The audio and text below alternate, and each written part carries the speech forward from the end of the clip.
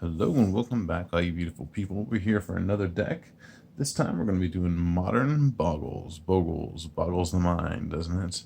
Anyways, we've got our nice little corgi here. It's going to show us the way and let us know what we've got going on. So we're going to start you off with the lands. We're going to go through the rest of the main deck. Then we're going to hit up the sideboard.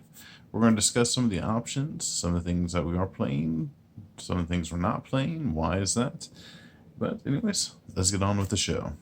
First up, we've got 5 snow-covered forests. Again, no reason to play snow. I just like snow. So when I have enough lands, I put them in the deck. So 5 of those. After that, we've got 5 snow-covered plains. Again, nothing special about them. Just like them because they're snow. They've got the full art. We've got 2 Canopy Vista. Canopy Vista is a land that's a forest plain, and it enters the battlefield tapped unless you control 2 or more basic lands. So, kind of budgety. I do plan to replace these with my fetches, although I have my fetches in another deck right now. So, just for the sake of that, we can pretend the Vista is fetches, or vice versa. Yeah. Alright, and another one I've got up is 4 of the Branchloft/Borderloft Pathway. These new guys, I am a big fan. They came out with the new Zendikar. One side you can tap them to add white, the other side you can tap them for green.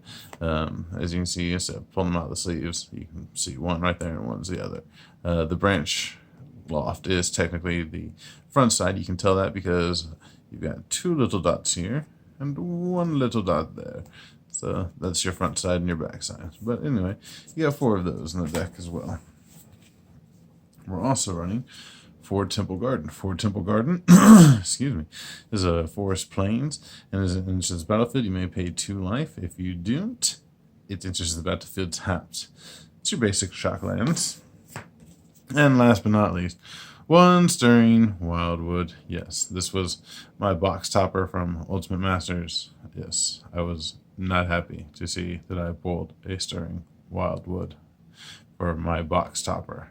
But anyway, Stirring Wildwood enters the battlefield tapped, and it'll add you a green or a white. And for a generic, a green and a white, until the end of turn, Wildwood becomes a 3/4 green and white elemental creature with reach and still land. It's just there in the rare occurrences that your opponent's got like Settle the Wreckage. And it's good to have held back. So anyways, on with the rest of the deck. We're running 4 Gemrazer. Gemrazer is another fond one for me from Ikoria. For 3 generic and a green, you'll get a 4/4 that has reach and trample, and when this creature mutates, destroy target artifact or enchantment an opponent controls. It has the ability to mutate for generic and green. If you cast a spell for its mutate cost, you can put it over or under the creature. And, yeah, you know how it works. It just, you can't mutate onto a human. And none of the creatures in the deck are human. So Gemrazer works nice. It buffs your creatures in this, and it will also hopefully take out an artifact or an enchantment. So 4 of those. We're also running 2 Adanto Vanguard. Adanto Vanguard for a colorless or a generic and a white. You get a Vampire Soldier. It's a 1/1, and as long as it's attacking, it gets +2/+0, so it's basically a 3/1 when it swings. And you can pay 4 life, and it gains indestructible until end of turn. It's not exactly hexproof, but it does give you the resilience to have it stick to the board and stay around for a long time. And with some of the tech that we have in the sideboard, which we'll get to in a little bit, you'll be able to see how these can even pay off a little bit more. Alright. We're also running 2 Stonecoil Serpent, which can be cast for X, and it has reach, trample, and protection from multicolor. So again, not entirely hexproof, but protection from multicolor does take out a huge swath. And it enters battlefield X +1/+1 counters on it. So with Gemrazer, this is really nice. If you have this guy enter for 3 mana on the next turn, you can slap a Gemrazer on it, and you've got a 7/7 running around. So not bad. All right, and the namesake of the deck, the Boggle. For the hybrid of green and blue, you can put a 1/1 beast with hexproof, and yeah, that's what the deck's all about, not being able to be targeted by your opponents. The other all-star of the deck is the Gladecover Scout. For 1 green, you get a hexproof 1/1 Elf Scout, and yeah, that's all you need to know. It's hexproof. Your opponents can't target it. Now we're going to be getting into all of our auras for the deck. We have Spirit Mantles, our first one up. For a generic and a white, you get an enchantment, an aura, to enchant a creature. And enchanted creature gets +1/+1, has protection from creatures. It can't be blocked, targeted, or dealt damage by creatures. So once your creature, is on the battlefield and it's hexproof, they can't be targeted by anything. And then Spirit Mantle's on it, and they go to block it, which they can't block it even, but you can block all day long. And yeah, Spirit Mantle is just going to wreck their day. Speaking of wreck their day, the big shining for auras, for 1 white, you get Ethereal Armor. An enchant creature gets +1/+1 for each enchantment you control and has first strike. All that glitters be damned. Ethereal Armor is the way to go. That's right. What do you think, Puppy? Puppy says yes. Puppy says yes. That means you got to do it. Do what the puppy says. Play Ethereal Armor. You got it, Puppy. All right. Yeah, he's got his little bone cane there. He'll get you with it if you don't listen to him. Anyways, next up, we've got 4 Spider Umbra. For 1 green, you get an enchantment. An enchanted creature gets +1/+1 and has reach. Also, Totem Armor. And Totem Armor is if the enchanted creature would be destroyed, instead remove all damage from it and destroy this aura. So that will give your creatures a little more resilience if they, say, have Wrath of God or anything like that. That can get around hexproof. So big board wipes, all that nonsense that says destroy all creatures. Spider Umbra will soak up that destruction and keep your creature on board. Same thing goes for Hyena Umbra. For 1 white, you get an enchantment that's got Totem Armor, and the enchanted creature gets +1/+1 and has first strike. Just like the Spider Umbra, this is going to let your creature stick around out there, and for 1 mana, this will do the trick. We're also running 2 copies of 6/6. For 1 green, you get an enchantment, and the enchanted creature has whenever this creature deals combat damage to a player, you may draw a card. Hopefully, you're going to get your Boggle down first turn, maybe second turn, and throw one of these on it, start refilling your hand pretty quickly. You don't want to run too many of these because you're trying to kill your opponent rather quickly. This is more of a battle of attrition cards. So hopefully, you might want to draw into this, maybe like your 3rd card or something like that. Speaking of going the distance, you have Rancor, the super all-star that just never get enough of, but you only need 2 of. For 1 green mana, you get enchant your creature. An enchanted creature gets +2/+0 and has trample. This will allow your creatures to be able to just trample right over whatever your opponent has. And whenever Rancor is put into a graveyard from play, you can return it to your owner's hand. So if they do somehow to wipe the board and your creature's got one of these attached to it, it's coming right back to your hand. Rancor and Ethereal Armor are the 2 big overperformers. And last up in the main board, we're running 4 Leyline of Sanctity.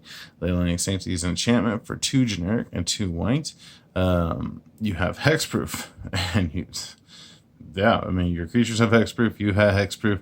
Your opponents won't be able to make target player, sacrifice target player, do anything of that nature. Leyline shuts all that down. Hopefully, with this, with your hexproof creatures, they're just not going to be able to do anything to you. They might be able to race you if it's a certain deck, but otherwise, you're just going to win. And the great thing about Leyline of Sanctity is if it's in your opening hand, you can begin the game with it on the battlefield. So, turn 0, boom, it's on the battlefield. They're not doing anything to you. All right, well, that finished off the main board. Now we're going to jump over into the sideboard real fast. We've got 2 Adanto Vanguards for the same reason we spoke of earlier. It's going to stick around the board. It takes a little bit more work to get rid of this than it does for some of the hexproof guys, because it can, technically absorb whatever the hexproof would have done, and it dodges the wipes that destroy all creatures. So Adanto Vanguard, 2 more on the sideboard. We're also running 2 Thrun the Last Troll, just in case we come up against any of those control decks, or any of the discard decks as well. For 2 generic and 2 green, you get a 4/4 Troll Shaman, and Thrun the Last Troll can't be countered.